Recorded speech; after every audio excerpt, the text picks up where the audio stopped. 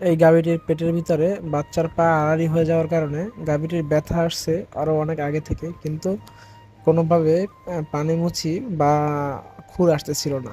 খামারে রাত্রে কল দেয়, আমি বলি যে দেখেন যদি পানি মুছি ভাঙে বা খুর আসে তাহলে আমাকে জানাইন, আমি অবশ্যই আসবো না। কিন্তু কোনোভাবেই সারাত্র কেটে গেছে, পানি মুছি বা খুর আসে নাই। পরে আমি গেলাম এবং গাভীটি অনেক দুর্বল। গাভীটি দেখে আমার খুব কষ্ট লাগতেছিল এবং দেখার পরবর্তীতে যে হাত দিলাম, হাত দিয়ে ভিতরে দেখি হ্যাঁ ভিতরে একটা পা ভাঁজ করে আছে। এ কারণে মানে পানি মুছি বা মাথা কিছুই আসতেছে না, পা আসতেছে না। পরবর্তীতে আমি অনেক সাবধানের সহিত আস্তে আস্তে কইরা পা দুইটা ঠিক পজিশনে আনলাম। আসলে এটা একটা ক্রিটিক্যাল এবং সময় সাপেক্ষ ব্যাপার, যদিও অনেক দ্রুত ভিডিওতে করা হয়েছে বা ভিডিও এডিট করে একটু ছোট করে দিলাম, কিন্তু এটা অনেক সময় সাপেক্ষ একটা ব্যাপার। আচ্ছা, আপনার আত্মারে কি গরু আছে বা এরকম কখনো কোনো সমস্যার সম্মুখীন হয়েছেন নাকি? এরকম সমস্যার সম্মুখীন হলে অবশ্যই আপনাকে খেয়াল করতে হবে গাভীকে গর্ভবতী অবস্থায় পর্যাপ্ত পরিমাণ ক্যালসিয়াম ও আয়রন দিতে হবে, তাহলে এরকম ধরনের সমস্যা খুবই কম আসে এবং গাভীর স্বাস্থ্য ঠিক রাখতে হবে। আসলে দেখেন এখানে পরবর্তীতে আমি হাত থেকে ধরে পারতেছিলাম না, পরবর্তীতে গামছাটা বেঁধে নিলাম এবং একটা গামছা বা ওড়না দিয়ে বাঁধলে খুব ভালো হয়।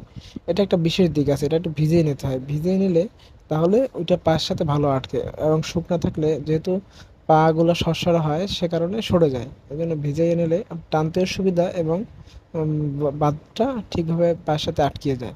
এটা একটু সিস্টেম করে নিতে হয় এবং অবশ্যই গাভীর বাচ্চা প্রসবের সময় খেয়াল রাখতে হবে যেন আপনার হাতে বা কোনোভাবেই গাভীর জরায়ু ছিঁড়ে না যায়। জরায়ু ছিঁড়ে গেলে এটা পরবর্তীতে অনেক বড় একটা বিপজ্জনক একটা রোগ এবং এখান থেকে ঘাও হয়ে মানে অনেক পোকামাকড় হতে পারে এবং ক্যান্সার পর্যন্ত হতে পারে যদি মারাত্মক অবস্থায়। তার জন্য এখানে সবসময় ডেলিভারির সময় খেয়াল রাখতে হবে যেন কোনোভাবেই গাভীর জরায়ু না ছিঁড়ে বা না ক্ষত না হয়।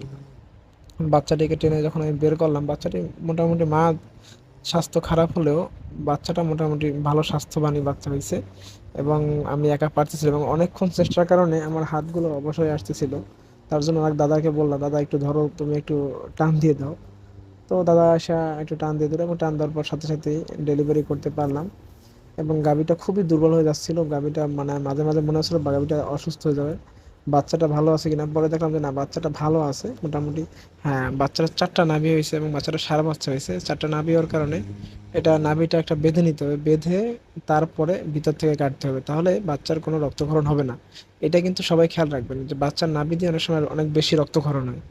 এইটা রক্তক্ষরণ বন্ধ করতে হলে আপনাকে অবশ্যই সুতো দিয়ে গিট দিয়ে নিতে হবে এবং বেলেটটা অবশ্যই পুরাই নিতে হবে। তো আমাদের ভিডিও বা আমার কাজগুলো যদি আপনার ভালো লাগে তাহলে লাইক কমেন্ট করে ফলো দিয়ে পাশে থাকেন। আর যদি কোনো পরামর্শ